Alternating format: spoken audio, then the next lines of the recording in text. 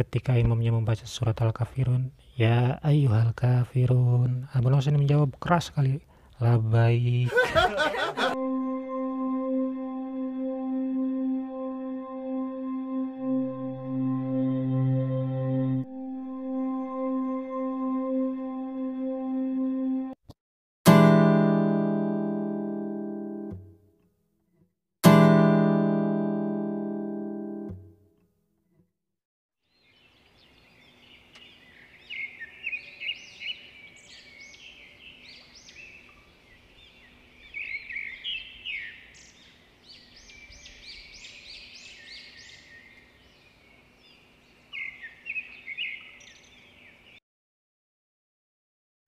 Abu Nawas ini nama aslinya Abu Ali Al-Hasan bin Hani Al-Hakami atau Abu Nuwas ya. Nah, di kita biasa dikenal dengan nama Abu Nawas. Nanti saya menyebutnya juga Abu Nawas. Dia terkenalnya sebagai seorang penyair atau pujangga. Lahirnya tahun 756 Masehi, pernah menjadi penyair istana zaman dinasti Abbasiyah saat rajanya Harun Ar-Rasyid. Nah, kala itu orang-orang cerdas potensial biasanya dirangkul, dikaryakan oleh raja di istana ya. Nah, uniknya selain ditempeli cap yang cerdik, cerdas, pintar, ini Abu Nawas juga terkenal kocak. Nah, ini bisa dilihat dari kisah 1001 malam, dan justru terkenalnya Abu Nawas ini di kita karena kisah 1001 malamnya itu ya. Ada sisi buruknya dalam pandangan masyarakat, yaitu suka mabuk-mabukan. Nah, dia terkenal pemabuk, peminum khamar ya. Dalam kisahnya diceritakan dia ini banyak sekali berinteraksi dengan Raja Harun Ar-Rasyid. Nah, Abu Nawas orangnya unik, dia sosok yang jujur kalau bicara, nggak mau menutupi perasaan. Abu Nawas ini terdapat dalam Tabaqat Al-Sughara. Sebenarnya ilmu agamanya cukup baik, bahkan paham nasab mansuk dan juga ahli mutasyabih. Sifatnya yang unik ini tergambar dari cara dia bicara. Yang baik ya dia katakan baik, yang buruk, yang salah akan tetap dia katakan suka. Ini pelajaran ya, sindiran bagi kehidupan kita. Nah, kalau saya tanya Om, suka gak sama cewek cantik dan seksi? Pasti jawabnya astagfirullah. Padahal kan manusia, kalau manusia punya hasrat biologis, berarti sisi manusianya memang ada. Kan di sana tantangannya untuk jadi manusia yang berkualitas, taklukkan hawa nafsunya gitu kan. Coba aja saya suka tapi sayang, kalau bukan muhrimnya itu kan dilarang oleh agama.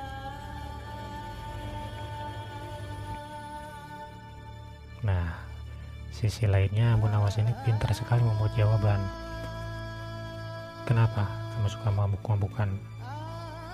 Dia jawab dengan syair, Khomer menginginkan aku, bukan aku yang menginginkan Khomer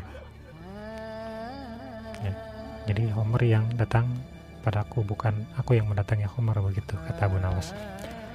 Maka ini juga dalam realitas kita banyak orang salah membuat alibi, membuat pembenaran, membuat hujah dengan hawa nafsunya. Kenapa nggak puasa? Ini Pak, saya itu tadi melakukan perjalanan dari rumah ke masjid, motornya mogok. Saya jalan kaki. Bapak kan tahu masjid itu jaraknya 200 meteran dari rumah. Kalau siang hari panas, atau nanti juga ada saatnya saya mengkodok Pak.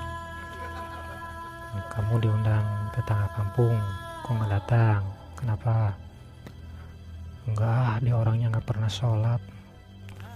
Padahal nggak datang bukan itu alasannya, tapi lagi gak punya duit buat ngisi kotak uploadnya. Udah salah, jaim bohong, pakai bawa-bawa nama agama pula. Kembali, Abu Nawas meskipun dia pemabuk, namun ada nih sisi kocaknya yang bila kita jeli akan bisa ditemukan hikmahnya. Ada pelajaran-pelajaran berharga dari kekonyolan-kekonyolan dia ini. Karena kontroversialnya ini dia sering diadili ya, karena kecerdikannya Abu Nawas berkali-kali bisa bebas dari tuduhan. Hati-hati sekali lagi, jangan mudah mengidolakan. Saya terinspirasi ingin jadi Abu Nawas. Gak apa-apa banyak salah, tapi bisa berkelit ya. Ini saya yang salah. Kita di sini hanya ingin mengambil makna-makna positif dari setiap kejadian yang dia alami. Penyakit kita biasanya kan ngikut ya, bagaimana si idola, bagaimana orang banyak. Padahal kalau mau ambil saja kunci-kunci dari orang yang kita idolakan itu, apa yang membuat kita suka, itu karena diantaranya dia tampil dengan ciri khas, bukan dibuat-buat atau meniru-niru. Hasil meniru tidak akan lebih baik dari yang ditiru. Cukup jadi bahan, jadi inspirasi, selanjutnya tampilkan diri kita. Namun tentu saja untuk kali ini banyak alasan bahwa saya gak bisa, bahwa saya bingung memulainya. Semuanya kan butuh proses. Awali dengan pembiasaan yang baik, wujudkan diri sendiri.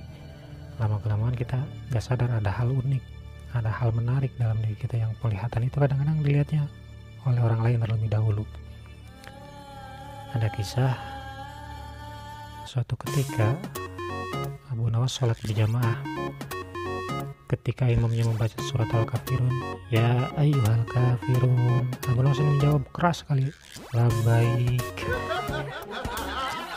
Ya, artinya ya ayyuhal kafirun itu kan dari orang-orang yang kafir ya. Dijawab sama Abu Nawas, ya saya. Nah, sempat dia diadili, tapi dia berhasil lolos saat itu. Nah, hidup adalah memilih. Abu Nawas muda, Abu Nawas yang cerdas dan cerdik, memilih jalan hidupnya bersama khamar, bidi pemabuk dan penyair, beserta kekocakannya itu. Sebenarnya jika dia memilih untuk menjadi hakim, maka ceritanya akan lain. Abu Nawas ini diproyeksikan menjadi hakim, tapi dia nggak mau. Saat bapaknya meninggal, karena Abu Nawas nggak mau menjadi hakim, maka dia pura-pura gila. Akhirnya Harun ar-Rasyid, raja saat itu, mengalihkan posisi hakim kepada orang lain. Abu Nawas nggak mau terikat, mungkin dia ingin bebas berkreasi. Ini salah satu sifat yang menonjol dari Abu Nawas, yakni kebebasan. Dia sendiri tahu itu salah, pada akhirnya dia juga mengkritik dirinya sendiri, dan orang-orang yang menyebutnya salah juga ia kritik melalui syairnya. Nanti kita buka syairnya. Kalau dalam cerita fiktif lokal, tokohnya mungkin si Kabayan ya, atau Mr. Bean kalau di barat. Kocak tapi cerdik. Nah, suatu kali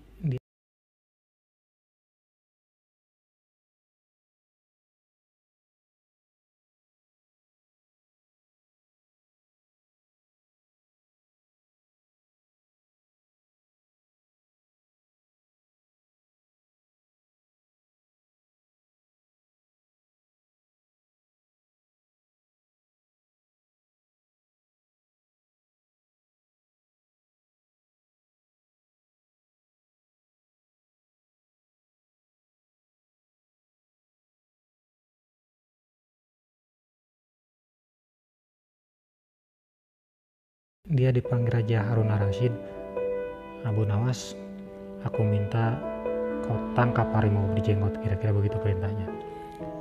Ini Abu Nawas manut. Nah, dia manut, dia minta waktu beberapa hari pulang. Mikir dia, ini raja pasti lagi marah, pasti ada yang bikin dia marah, pasti nih mau mencelakakan aku, pikirnya mungkin, kira-kira begitu ya. Tapi dia kemudian nyiapin kandang buat nanti ngurung harimau. Cari akal lah dia pergi ke musola.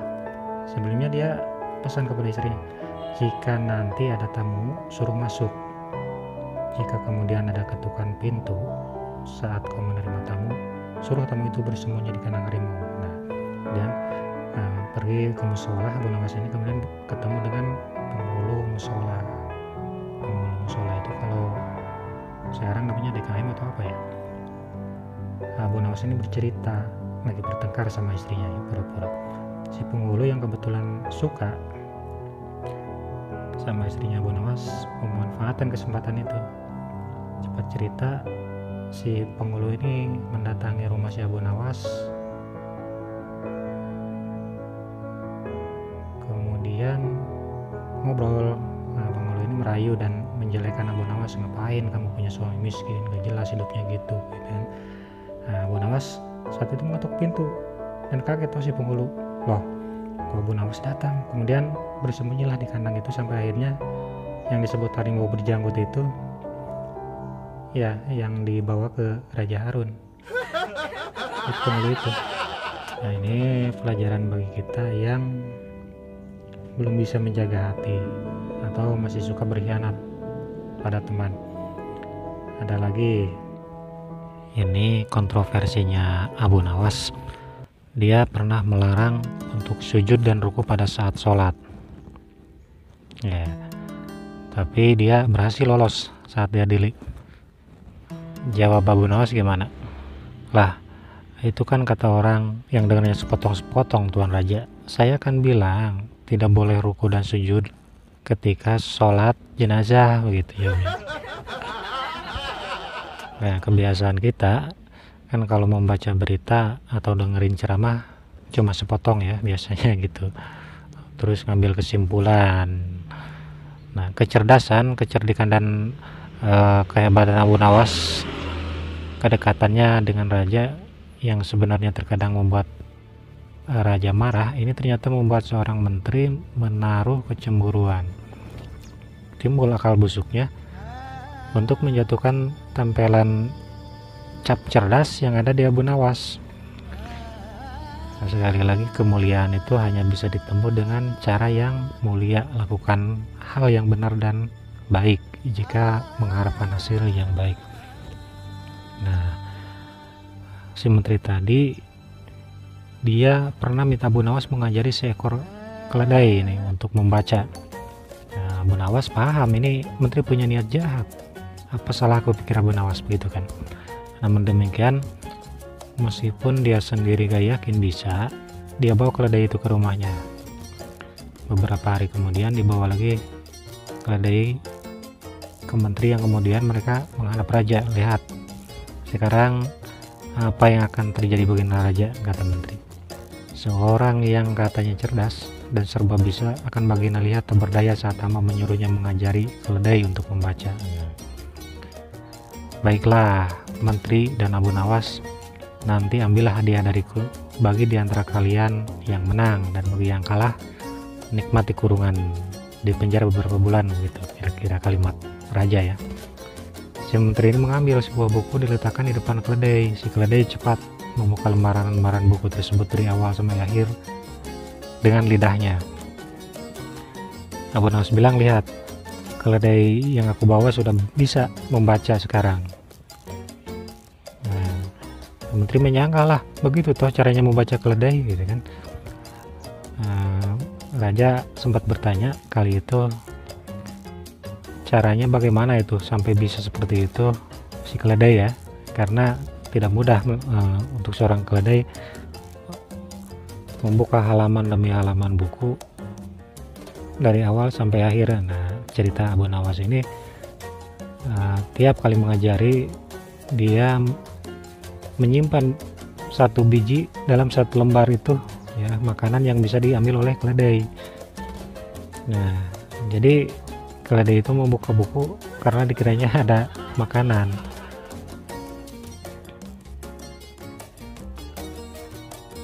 Nah, si Abu Nawas ini menjawab, benar menteri, itu cara dia. Jadi kalau manusia membolak-balik kitab tanpa tahu isinya, maka samalah ia dengan keledai, jawabnya. Nah, jawaban ini ternyata masuk akal menurut sang raja saat itu. Akhirnya sesuai kesepakatan awal, Abu Nawas mendapat hadiah dan si menteri dipenjara. Nah, pelajaran ini sangat dalam. Kita seringkali mencari ilmu hanya dengan tujuan mengoleksi ilmu saja, untuk pamer kecerdasan, untuk modal menjalin hubungan agar dihargai. Membaca hanya tujuan menambah perbendaharaan kata kadang-kadang supaya dianggap intelek. Tahu istilah ini diupload bikin status. Mau nemui teman lulusan ilmu politik, dicari istilah-istilah politik di Google ya, buka buku, biar nanti pas ngobrol dianggap paham politik.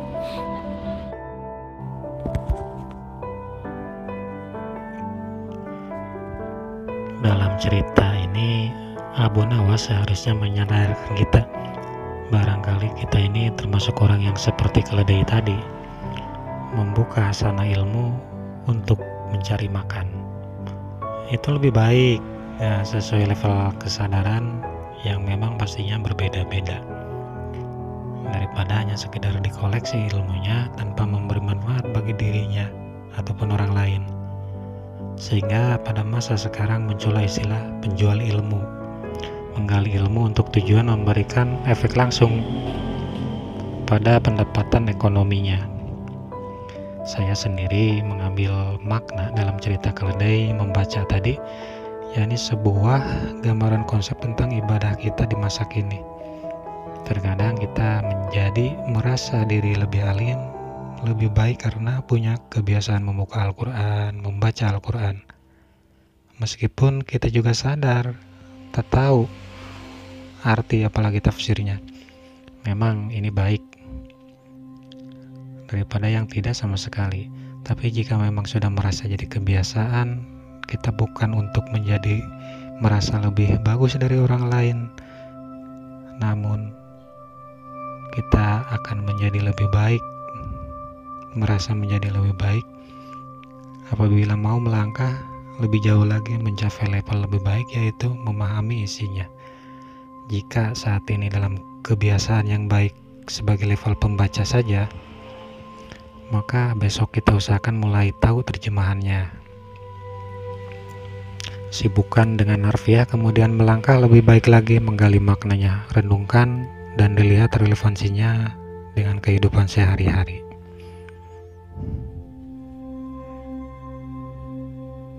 Lanjut, Abu Nawas ini pernah suatu ketika menjual raja, jadi budak belian. Dan dia kalau jual temennya merasa nggak tega karena sama-sama miskin. Dia bujuk raja bahwa dirinya mau memperlihatkan sesuatu yang unik ya kepada raja. Tapi ada syaratnya, si raja harus nyamar jadi orang biasa supaya orang lain tak ikut menyaksikan. Rajanya ini setuju dan mereka pergi ke hutan. Di tengah hutan, raja ini diminta oleh Abu Nawas menunggu di sebuah tempat. Dianya sendiri pergi menemui orang yang biasa membeli budak. Abu Nawas dan pembeli ini transaksi di kejauhan. Si pembeli cocok ya melihat posturnya gitu kan, kemudian membayar. Abu Nawas alasannya nggak mau transaksi di depan budaknya yang mau dijual karena nggak tega, karena pengakuan Abu Nawas ini sang raja itu adalah temannya gitu ya. Si pembeli mengerti perasaan Abu Nawas, deal ya. Begitu si pembeli datang, ini raja kaget apalagi dikatakan sudah dijual oleh Abu Nawas ya. Dia menolak tapi diseret oleh si pembeli ini karena memang sudah merasa memilikinya. Kemudian dia memerintahkan budak yang sudah dia beli, yaitu Raja Harun Ar-Rasyid, untuk memotong kayu. Nah, di sana Raja Harun menjadi sadar betapa seorang budak itu kerjanya sangat capek dan diperlakukan kasar hanya demi sesuap nasi. Harun bahkan sampai suatu ketika dipukul oleh si pembelinya karena memang dia nggak tahu bahwa yang dia perbudak adalah raja. Akhirnya Raja Harun tidak kuat dan dirinya adalah seorang raja. Si pembeli kan kaget, ketika kaget langsung tersungkur menyembah, meminta maaf.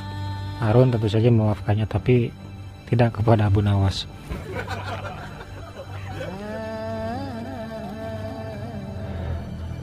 Ada hal yang tidak mudah dilakukan orang lain, ini dilakukan Abu Nawas. Dia pernah menyuruh raja bahkan turun dari kursi singgasananya ya, dan duduk di bawah gitu, pindah dia yang duduk di kursi itu. Saat itu raja bertanya, Abu Nawas jawab pertanyaanku. Raja saat itu sedang marah katanya, kabarnya. Pertama, sedang apakah Tuhan sekarang? Pertanyaan pertama. Yang kedua, pertanyaan aja, berapa jumlah bintang yang ada di langit? Abu Nawas ini menyanggupi untuk menjawabnya dengan syarat. Syaratnya Baginda Raja turun dari kursinya. Oke, Raja nurut demi jawaban Abu Nawas. Ini jawaban Abu Nawas setelah dia duduk di singgasananya Raja ya. Pertama, apakah Tuhan yang sedang kerjakan saat ini? Baginda Raja, Tuhan sekarang sedang menurunkan seorang raja dari tahtanya dan mengangkat seorang manusia awam menduduki kursi kerajaan. Ini jawaban Abu Nawas. Kedua, Tuan Raja, jumlah bintang di langit. Nah, Abu Nawas ini mengambil bulu domba yang menempel bentangan tikar di bawah singgasana raja. Jika Baginda Raja mau tahu jumlah bintang di langit, maka hitunglah jumlah helai bulu domba di tangan saya ini. Baginda Raja kan protes, lah siapa yang bisa ngitung bulu domba sebanyak itu? Abu Nawas. Nah, itulah jumlah bintang di langit, Baginda Raja.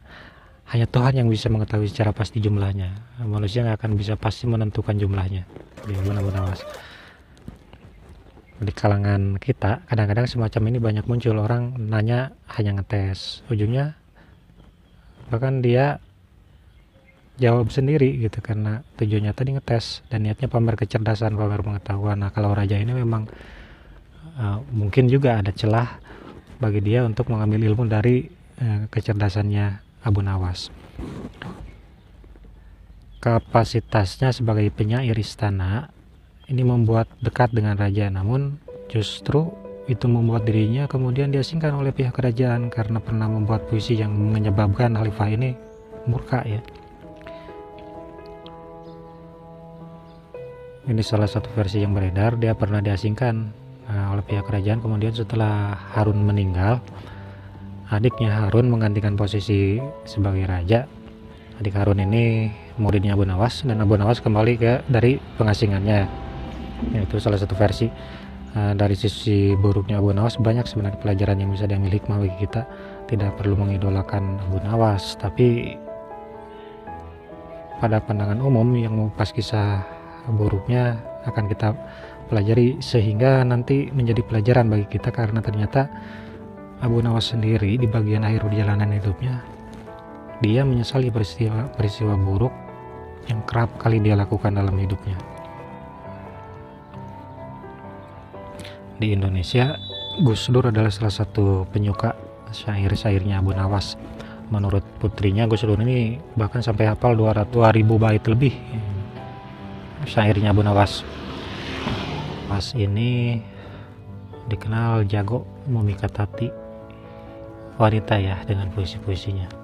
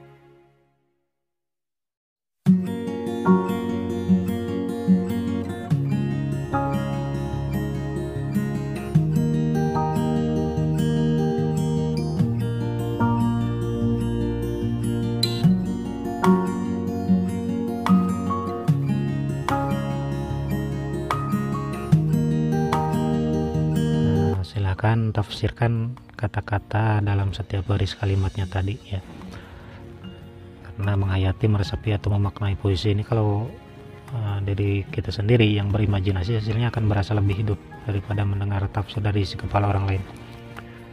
Ini ada lagi karya Abu Nawas.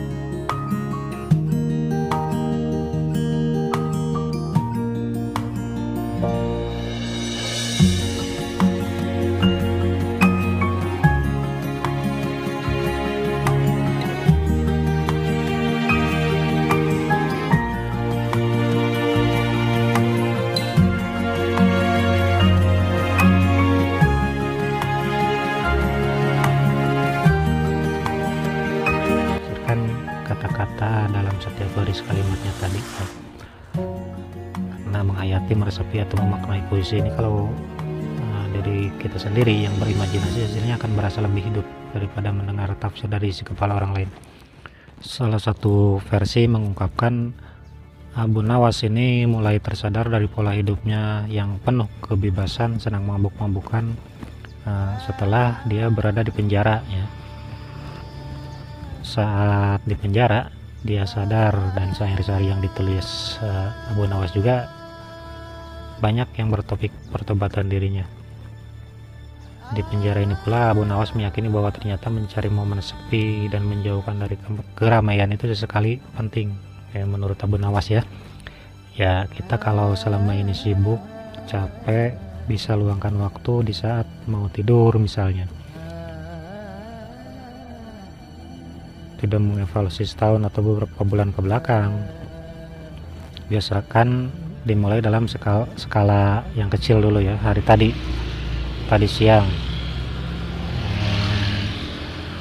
siang aku mengucapkan apa saja yang bisa membuat orang tersinggung.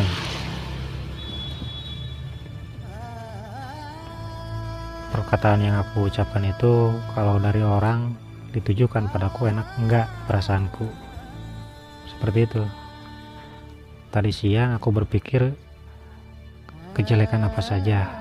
Tadi siang panca indraku melakukan kejahatan apa saja, mataku melihat apa saja, tenggorokanku menelan apa saja yang Tuhan larang, kaki saya melangkah kemana, apakah langkah-langkah saya menuju anu itu diridhoi oleh Allah. Ini introspeksi. Biasanya kalau sudah terbiasa melakukan tafakur walaupun sebentar akan ketagihan, karena ketika kita besok bisa lebih baik dalam bersikap, berucap, berbuat, otomatis akan lebih memberi efek dalam kemajuan kualitas diri. Selanjutnya curilah momen-momen dalam keseharianmu untuk berzikir gitu ya. Isi pikiran kita dengan kebersamaan dengan Tuhan. Bisa dalam perjalanan, bisa sambil ngopi, atau selagi makan. Tapi jangan kelihatan bengong, nanti orang lain, atau jangan-jangan kitanya lagi pamer, kenapa kamu bengong terus lagi dikir.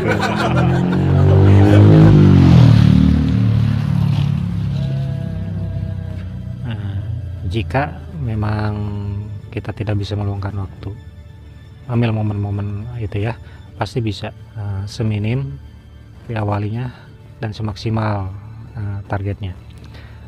Pikiran kita jangan hanya diisi oleh persoalan duniawi, soal dunia kerja, dunia usaha dan sebagainya. Batin kita bukan hanya disibukkan memikirkan hal-hal yang jelek, memikirkan perlakuan orang lain kepada kita yang tidak menyenangkan gitu. Lebih bagus sisipkan waktumu untuk menyebut dan memuji kebesaran Tuhan. Bisa dilakukan tiap 1 menit misalnya sambil ngopi, mengucap subhanallah, alhamdulillah, atau sholawat. Nanti terbiasa dan intensitasnya otomatis akan semakin sering, karena hati dan pikiran yang terbiasa memikirkan dan menggemakan kebaikan-kebaikan akan menumbuhkan pola pikir dan pergerakan hati yang semakin dekat dengan Tuhan.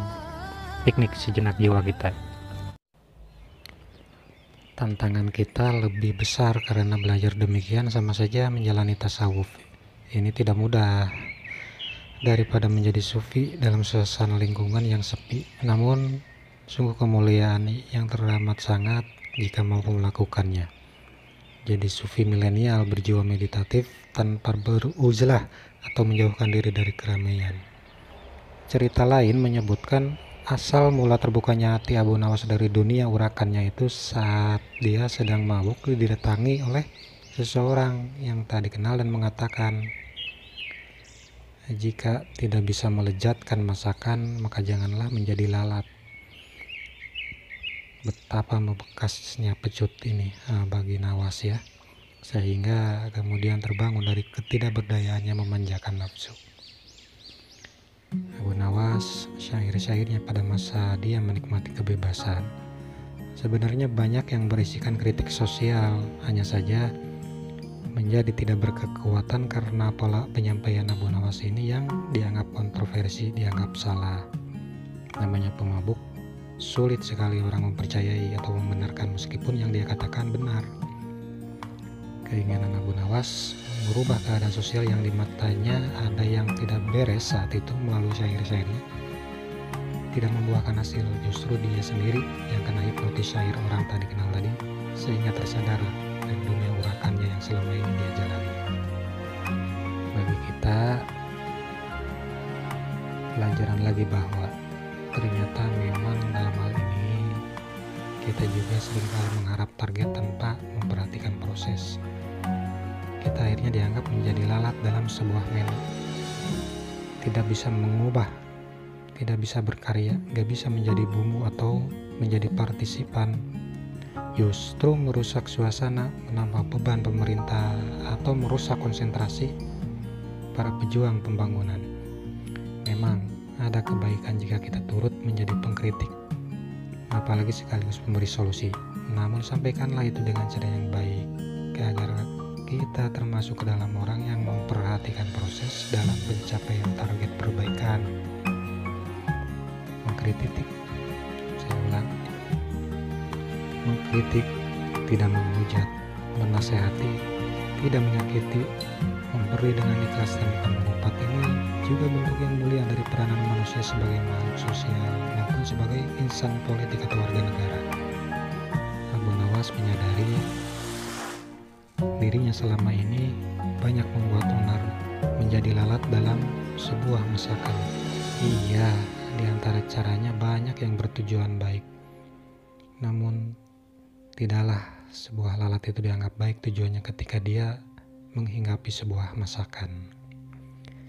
Jika saja ada sebuah lalat berhati dewa, dia menceburkan diri ke dalam sebuah sop yang sudah dihidangkan kepada raja. Sop ini ditambahi racun oleh seseorang. Sebenarnya hinggapnya lalat kepada sop tersebut menyelamatkan nyawa sang raja.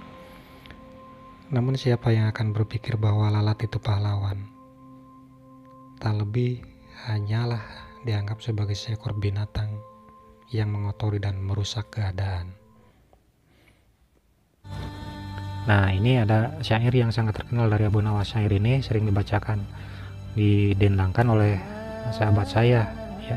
Jika dia ke masjid, lucunya beberapa kali saya menyisipkan cerita Abu Nawas dalam obrolan, dia kerap kali menunjukkan ketidaksukaannya kepada Abu Nawas ya. Gak ada kayaknya baik-baiknya Abu Nawas di mata dia. Sampai sekarang saya gak pernah ngasih tahu kalau pujian yang sering dia bacakan sebelum sholat jamaah itu karya orang yang dia benci. Saya khawatir nanti objektivitas dia terkubur oleh subjektivitasnya sendiri. Benci ke Abu Nawas, kemudian benci kepada syairnya yang notabene sudah diagandrungi sama syairnya.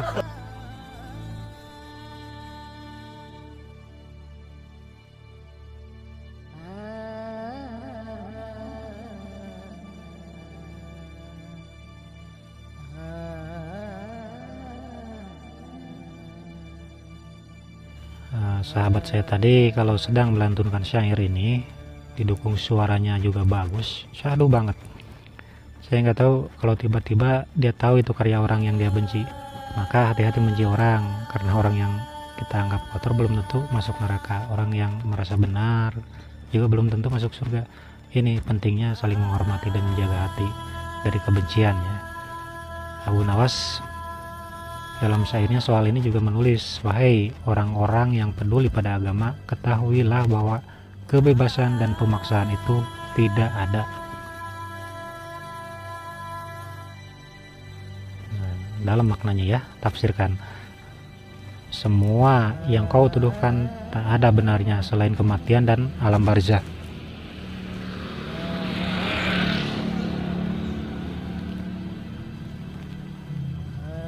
Tak seorang pun tahu begitu terpisah nyawa apakah ia masuk surga ataukah neraka. Jadi Abu Nawas ini mengkritik dirinya yang mentautkan dirinya dalam kelompok tipe pecinta kebebasan, suka bersenang-senang, mabuk-mabukan dan sebagainya, enjoy sendiri, asik sendiri dengan kebebasannya tanpa menghiraukan ajakan pihak kedua yang kerap kali membanggakan dirinya sebagai orang alim. Dia juga sesali itu. Sampai-sampai kadang-kadang yang seperti ini dalam realitas kita, karena masing-masing merasa benar, tumbuh saling hinaan ya, saling caci. Padahal yang demikian dua-duanya sama-sama tidak tahu dirinya nanti akan ditempatkan di mana setelah dihisab. Belajar mengambil hikmah dari perjalanan Abu Nawas. Dia ini sosok cerdas yang menyesali ya telah menzalimi dirinya. Dia sadar pada akhirnya bahwa semua kesenangan duniawi yang ia rasakan adalah tiada guna. Maka ketika kita jatuh cinta pada dunia, suatu saat akan menyesal. Kualitas kenikmatan, kualitas kesenangan di dunia ini selalu menurun. Itu sifat yang ada pada hal-hal yang tidak hakiki. Dunia ini bagaikan nenek tua yang sudah bongkok janda berkali-kali yang ditinggal mati oleh suaminya. Itulah dunia. Sekarang kita mencintai nenek tua, mencintai dunia, padahal kita tahu dunia ini sudah tua renta, sudah banyak orang mengejar-ngejar, kemudian mati, dan kita jatuh cinta pula seperti mereka. Besok kita juga akan cerai dengan si nenek tua ini ya, kita juga akan meninggal, dan dia masih akan dikejar oleh orang-orang lain di belakang kita nanti. Tak ada manusia yang bisa mengetahui kapan dia berpindah alamat. Mungkin besok kita jadi penghuni kubur, mungkin hanya beberapa jam lagi. Maka saya ingatkan diri saya khususnya, jangan menyia-nyiakan waktu. Beruntunglah Abu Nawas bisa meniti jalan pertobatan di akhir kisah hidupnya. Ini ada kutipan syair dari Abu Nawas.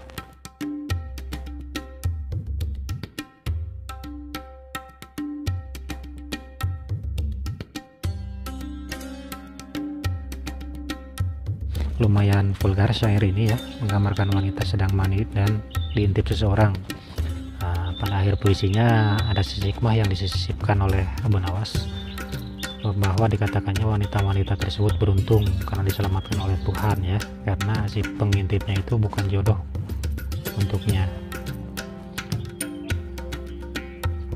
Maha suci bagi Tuhan, dan dia telah membebaskannya sebagai yang terbaik pada wanita.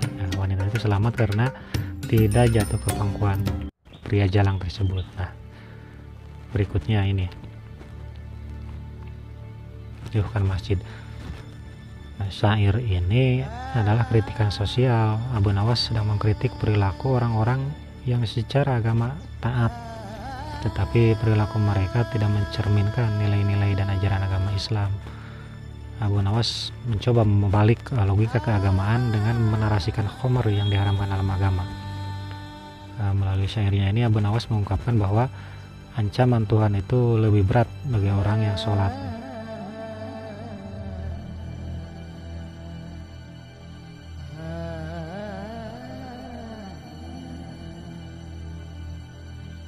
Ini kan luar biasa menyinggung orang yang merasa, makanya gara-gara syair ini dia dianggap sebagai sosok yang sindik, yang ateis ya.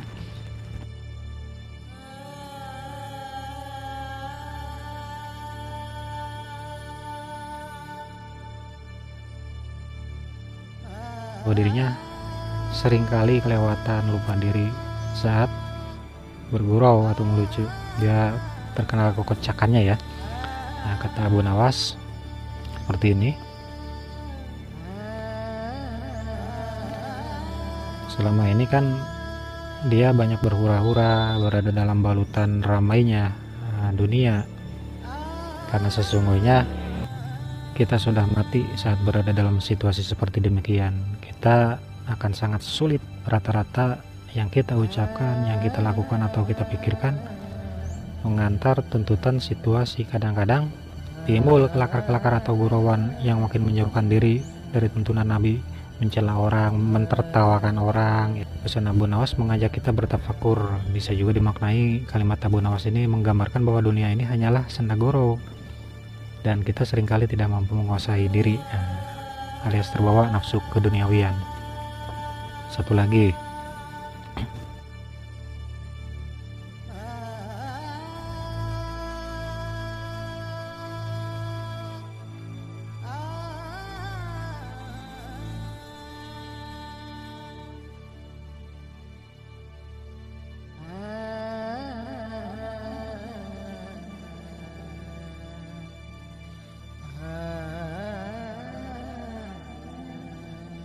penggalan syair karya Abu Nawas yang menunjukkan dirinya sedang mengkaji diri dalam hidupnya ya. Nah, puisi ini mengingatkan saya pada Erich Fromm. Dia dalam bukunya Art of Loving itu menyebut manusia tidak bisa lepas dari program eksistensial ya. Yang untuk mengatasi permasalahan ini menurut Erich Fromm ada dua jalan yang dipilih oleh manusia.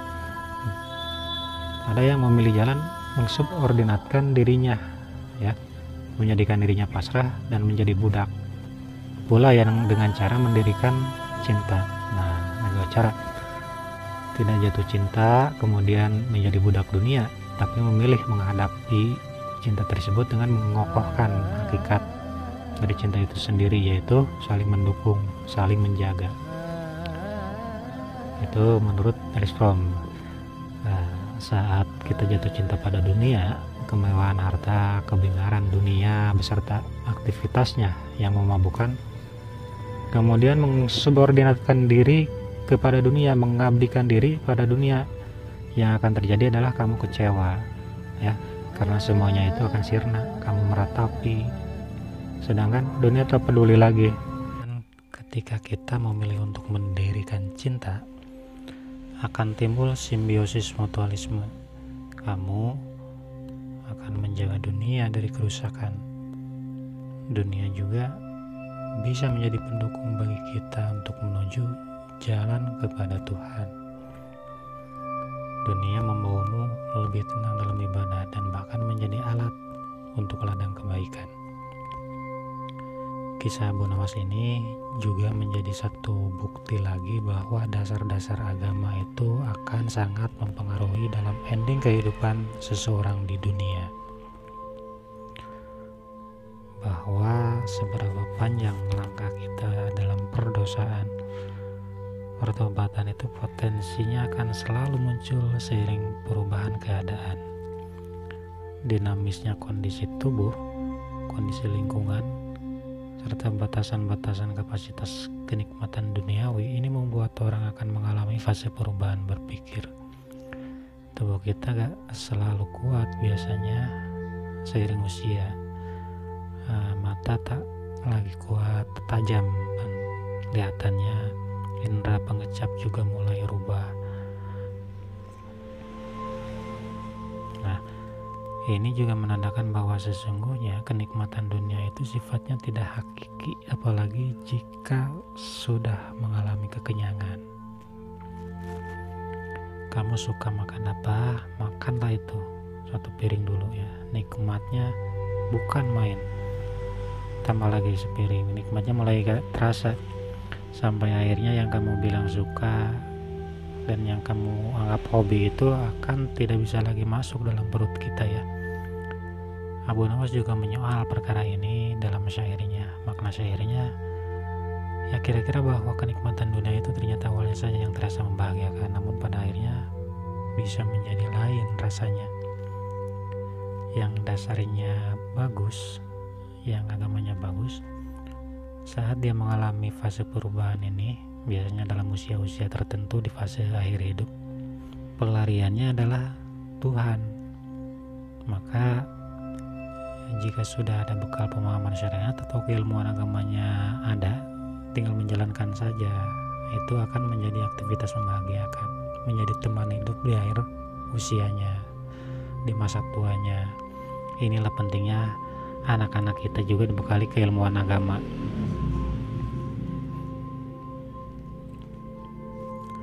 Tentu ini bukan alasan untuk kita menunda-nunda ya. Abu Nawas diberi umur yang cukup sehingga bisa taubat.